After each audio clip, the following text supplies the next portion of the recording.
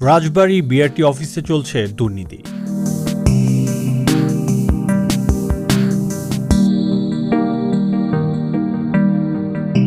সেখানে অফিসে নেই কোনো সহকারী পরিচালক, মোটরযান পরিদর্শকের পদটিও শূন্য। গুরুত্বপূর্ণ এই পদে যারা রয়েছেন তারা সপ্তাহে মাত্র 1 থেকে 2 দিন অফিস করেন।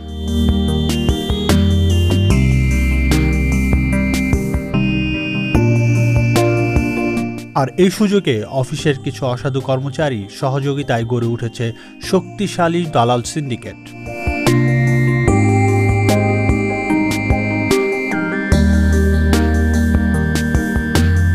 ভুক্তভোগীরা বলছেন, কোনো প্রকার পরীক্ষা ছাড়াই দালালদের মাধ্যমে টাকা দিলেই মিলছে ড্রাইভিং লাইসেন্স।